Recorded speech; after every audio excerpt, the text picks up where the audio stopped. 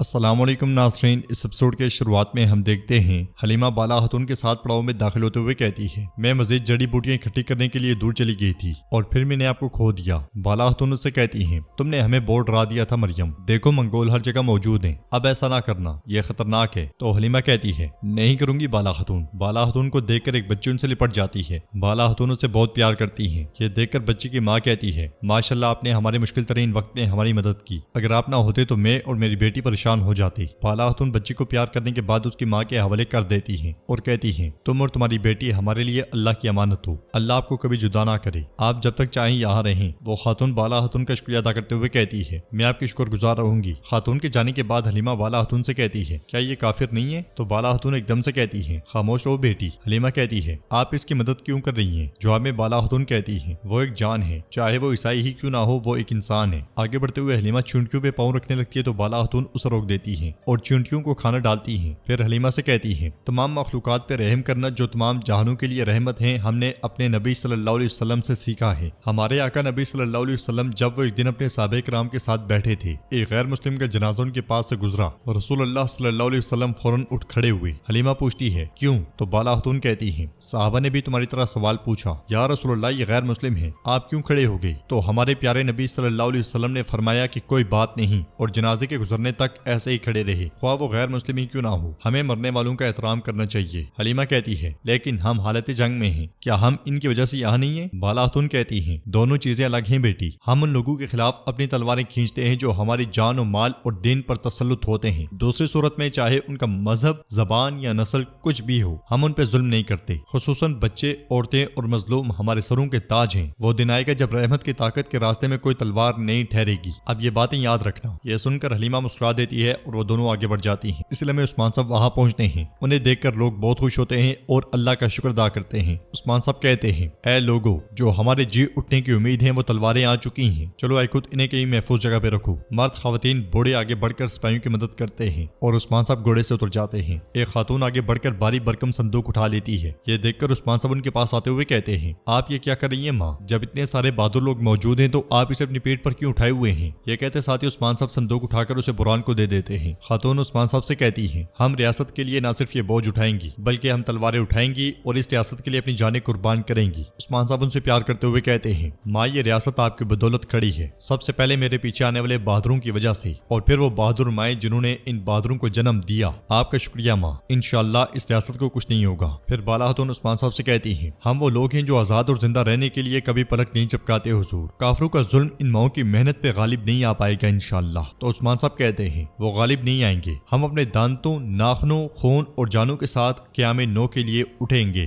ہم سب ایک ساتھ مل کر قیام نو کی آگ روشن کریں گے۔ علاؤالدین بلند آواز میں اللہ اکبر کا نعرہ بلند کرتا ہے تو سب لوگ اس کا ساتھ دیتے ہیں۔ ناظرین اس کے بعد ہم نہر کے کنارے بیگم خاتون کا قبیلہ دیکھتے ہیں جس کا سربراہ اب یوسف ہے۔ وہ لوگوں اور سپاہیوں سے کہہ رہا ہوتا ہے سپاہیوں، میرے سرداروں اور بہادروں، بتاؤ ایک سپاہی کس لیے جیتا ہے، وہ تلوار کس کے لیے اٹھاتا ہے؟ تو لوگ جواب دیتے ہیں وطن کے لیے، فتوحات کے لیے اور روایات کے لیے۔ یوسف کہتا ہے بتاؤ اس میں حق کہاں ہے؟ کیا ہم غداروں اور بکے ہوئوں کے ساتھ تعاون کریں گے یا ہم اللہ کے دعویٰ کے لیے لڑنے والوں کے ساتھ اتحاد کریں گے؟ کیا یہ ایک سپاہی کے لیے موضوع ہے؟ میرے سپاہیوں، میرے بہادروں، ایک لمحے کے لیے اس دنیا میں حکومت نہیں کی، کیا آپ ان لوگوں کے ساتھ تعاون کریں گے جنہوں نے اپنی آخرت کی زندگی بیچ ڈالی؟ کیا ہم گونگے شیطان کی طرح ہوں گے یا اس ظلم کے خلاف لڑنے والے عثمان صاحب کے ساتھ ایک ہو کر ہم اس غدار سلطنت کو ان کے سروں پر مسمار کر دیں گے؟ بتائیں مجھے کیا آپ میرے ساتھ ہیں؟ تو سب لوگ تلواریں لہراتے ہوئے کہتے ہیں ہم آپ کے ساتھ ہیں، ہم آپ کے ساتھ ہیں، اللہ اکبر، اللہ اکبر۔ اگلے لمحے ایک سپاہی کو تیر آ لگتا ہے، وہ شہید ہو جاتا ہے۔ تیر مارنے والے صوفیہ اور لوکاس اگلے لمحے سپاہیوں پہ چڑھ دوڑتے ہیں۔ یہ دیکھ کر یوسف کہتا ہے ظالموں کو مارنے کے لیے اس سے اچھا دن نہیں ملے گا، حملہ کرو۔ لوکاس چلاتے ہوئے کہتا ہے ان کے سروں پر قبیلے کو تباہ کر دو۔ صوفیہ بھی سپاہیوں کو شہید کرتے ہی چلی جاتی ہے۔ ایک بچے کو بازنطینی لے کر جا رہا ہوتا ہے کہ یوسف اس کے ساتھ جا ٹکراتا ہے اور اسے موت کے گھاٹ اتار دیتا ہے۔ صوفیہ بھی مسلمانوں کو شہید کرتے ہوئے کہتی ہے کسی پہ رحم نہ کرنا۔ یوسف دفاع کی بھرپور کوشش کر رہا ہوتا ہے اور بآواز بلند کہتا ہے تم نے جو حملہ کیا اس سے بچ نہیں پاؤ گے لوکاس۔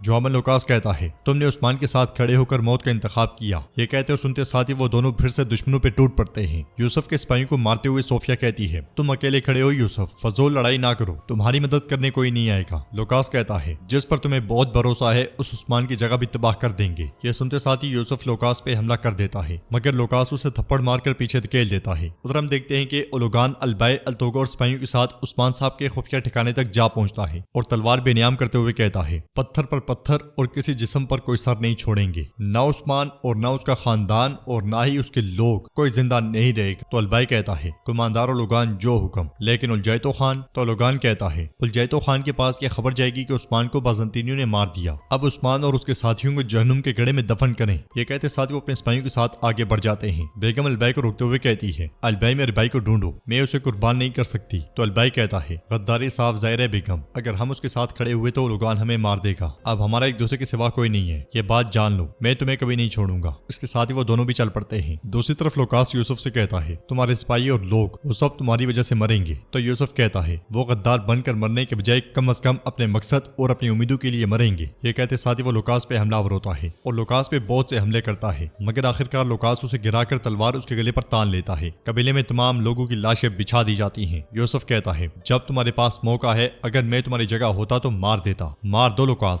صوفیا اس کے سامنے آتے ہوئے کہتی ہے تم اپنے آپ کو کیا سمجھتے ہو؟ لوکاس کہتا ہے تم ایک غریب آدمی ہو جو اپنی بڑی بہن کے سائے میں سرداری کرتے ہو۔ یہ سنتے ساتھ ہی یوسف اسے زوردار ٹکر دے مارتا ہے، مگر ہیرستو سے دبوچ لیتا ہے۔ لوکاس ہیرستو سے کہتا ہے ہیرستو چھوڑ دو اسے، زندہ بچ جانے والوں کو کبھی نہ مارو۔ ہیرستو یوسف سے کہتا ہے اپنی باری کا انتظار کرو یوسف۔ صوفیا کہتی ہے لیکن میں تمہیں تمہارے حق سے محروم نہیں کروں گی، کسی غریب کے لیے یہ بہت مددگار ثابت ہوگا۔ یوسف کہتا ہے تمہارا ارادہ کچھ بھی ہو، تم اپنے مقصد تک نہیں پہنچ پاؤ گے۔ لوکاس کہتا ہے تمہاری یہ لاچار جان یہ عثمان کے باغی لوگوں کے لیے مثال بنے گا اور اس لیے میں تمہاری جان نہیں لے رہا۔ یوسف چلاتے ہوئے کہتا ہے تم کون ہو؟ کون ہو تم؟ صوفیا اس کے گلے پہ تلوار رکھتے ہوئے کہتی ہے اکھاڑے میں تمام لوگوں کے سامنے تم مرو گے اور سب کو احساس ہوگا لوکاس کا بڑا پن اور سب کا ایک ختم ہو گئے، سب لوگ سمجھ جائیں گے۔ یوسف مسکراتے ہوئے کہتا ہے کیا تم واقعی سوچتے ہو کہ جو تم نے کیا تم اس سے بچ جاؤ گے؟ تم گندی نسل۔ یہ سنتے ساتھ ہی لوکاس اسے تلوار کی ہتھنی مار کے بے ہوش کر دیتا ہے۔ لوکاس صوفیا سے کہتا ہے ہم اس دن کا خواب دیکھ رہے تھے صوفیا، اب ہم جو چاہیں گے وہی ہوگا۔ ادھر التوگا اپنے سپاہیوں کے ساتھ عثمان صاحب کے قرارگاہ میں پہنچتا ہے جو بالکل سنسان پڑی ہوتی ہے۔ یہ دیکھ کر وہ سب تلاش کرنے لگ جاتے ہیں۔ التوگا کہتا ہے عثمان تم کہاں بھاگ گئی، کہاں بھاگ گئی؟ اولوگان وہاں پہنچتے ہوئے التوگا سے پوچھتا ہے التوگا کیا ہو رہا ہے؟ تو التوگا کہتا ہے قبیلے میں کوئی نہیں ہے۔ یہ سن کر اولوگان کو بہت غصہ آتا ہے۔ بلندی پر عثمان صاحب گات لگائے بیٹھے ہوتے ہیں اور کہتے ہیں یہ سب موت کی طرف آ رہے ہیں۔ اولوگان کہتا ہے ظاہر ہے کہ عثمان کو معلوم ہو گیا ہے کہ ہم آ رہے ہیں، صوفیا کے جاسوس نے ہمیں دھوکہ دیا، انہوں نے کوئی نہ کوئی نشان تو چھوڑا ہوگا، تلاش کرو۔ یہ سنتے ساتھ ہی سب پھیل جاتے ہیں۔ عثمان صاحب علاؤالدین سے کہتے ہیں علاؤالدین میرے اشارہ کرتے ساتھ ہی حملہ کر دینا۔ یہ سنتے ساتھ ہی علاؤالدین آگ والا تیر تیار کر لیتا ہے۔ تلاشی کے دوران بیگم کو خیمے کے باہر بارود والے ڈرم نظر آتے ہیں، جنہیں دیکھتے ساتھ ہی وہ چلاتے ہوئے کہتی ہے یہ ایک جال ہے۔ سب بھاگ پڑتے ہیں اور علاؤالدین عثمان صاحب کے حکم پر تیر چھوڑ دیتا ہے۔ علاؤالدین کے تیر لگتے ساتھ ہی وہاں پہ ایک زوردار دھماکہ ہوتا ہے۔ بیگم اور البائی سپاہیوں کے ساتھ کئی گز دور جا لگتے ہیں۔ برہان اور عثمان صاحب بھی تیر چھوڑ دیتے ہیں، جس کے بعد مزید دھماکے ہوتے ہیں۔ التوگا اور اولوگان بھی منہ کے بل زمین پہ جا لگتے ہیں۔ یہ دیکھ کر عثمان صاحب اور ان کے ساتھی بہت خوش ہوتے ہیں اور عثمان صاحب کہتے ہیں چلو اس سے پہلے کہ وہ اٹھیں خواتین کے پاس چلتے ہیں۔ یہ کہتے اور سنتے ساتھ ہی وہ سب چل پڑتے ہیں۔ ادھر بالا خاتون حلیمہ سے کہتی ہیں خوش قسمتی سے تم نے دیکھ لیا بیٹی، ورنہ یہ ہمارے لیے تباہی کا باعث ہوتا۔ اس کے ساتھ ہی حلیمہ اس لمحے کو یاد کرتی ہے جب وہ خیمے کے پاس کھڑی پریشان ہوتے ہوئے کہہ رہی تھی میں نے کیا کیا، اگر منگول آ گئی وہ سب کو مار ڈالیں گے۔ یہ کہتے ہوئے اس نے وہاں موجود ننھی بچی کو دیکھا تھا، وہ سیدھی بالا خاتون کے پاس گئی تھی اور کہا تھا بالا خاتون میں کچھ کہنا چاہ رہی ہوں لیکن ہچکچا رہی ہوں، مجھے یقین نہیں ہے لیکن ایسا لگتا ہے کہ جب میں کھو گئی تھی تو کچھ لوگ میرے پیچھے آ رہے تھے، شاید منگولوں نے مجھے دیکھا ہو، اگر انہیں معلوم ہو گیا کہ ہم یہاں ہیں تو کیا ہوگا۔ بالا خاتون عثمان صاحب کو بتانے کے لیے اس کے ساتھ چل پڑی تھی اور حلیمہ نے کہا تھا مجھے معاف کر دینا خالہ۔ اس خیال کے بعد بالا خاتون حلیمہ سے پیار کرتی ہیں، پھر ہولوفیرا کو لڑکھڑاتے ہوئے دیکھ کر اس کے پاس آ کر پوچھتی ہیں کیا تم ٹھیک ہو بیٹی؟ تو ہولوفیرا کہتی ہے میں ٹھیک ہوں، بس تھوڑی تکلیف ہوئی ہے، اس لیے میں عثمان صاحب سپاہیوں کے ساتھ وہاں پہنچتے ہیں۔ حلیمہ عثمان صاحب سے پوچھتی ہے منگولوں کا کیا ہوا حضور؟ تو عثمان صاحب کہتے ہیں تمہاری ذہانت کی بدولت ہم وقتی طور پہ منگولوں سے بچ گئے ہیں، تمہارا شکریہ۔ اب ہم سب سے پہلے ایک نئی پناہ گاہ ڈھونڈیں گے، لیکن ہم نہ پریشان ہوں گے نہ گریں گے اور نہ ہی شکست کھائیں گے۔ ہم نے انہیں اپنی مضبوط مٹھی دکھائی، ہم مضبوط ہو کر واپس آئیں گے۔ اس کے ساتھ ہی وہ سب وہاں سے روانہ ہو جاتے ہیں۔ ادھر منہ کے بل گرنے کے بعد سب اٹھنے کی کوشش کر رہے ہوتے ہیں۔ البائی ایک دم سے بیگم کے پاس آتا ہے اور پوچھتا ہے آپ ٹھیک ہے بیگم خاتون؟ تو بیگم تکلیف سے کہتی ہے میرا بازو میں اپنا بازو نہیں ہلا پا رہی۔ البائی کہتا ہے آپ پریشان نہ ہوں، میں طبیب کو بلاتا ہوں۔ اولوگان اٹھتے ہوئے کہتا ہے میں قسم کھاتا ہوں عثمان میں جلد اس کا جواب دوں گا، میں تمہارے خاندان میں سے کسی کو زندہ نہیں چھوڑوں گا، کائی میرا شاہد ہے، میں اپنے دادا چنگیز کی قسم کھاتا ہوں، میں تب تک نہیں رکوں گا جب تک کہ میں تمہیں قتل نہ کر دوں۔ تو ناظرین اس کے ساتھ یہ ایپیسوڈ بھی اختتام پذیر ہوتی ہے۔ ویڈیو پسند آئے تو لائک کر دیں، شیئر کریں، سبسکرائب نہیں کیا ہوا تو سبسکرائب کرنے کے ساتھ ساتھ گھنٹی والے آئیکن کو دبانا مت بھولیں تاکہ نیکسٹ آنے والی ویڈیوز کا نوٹیفیکیشن آپ کو مل سکے۔ انشاءاللہ ملتے ہیں نیکسٹ ویڈیو میں، تب تک کے لیے اللہ حافظ۔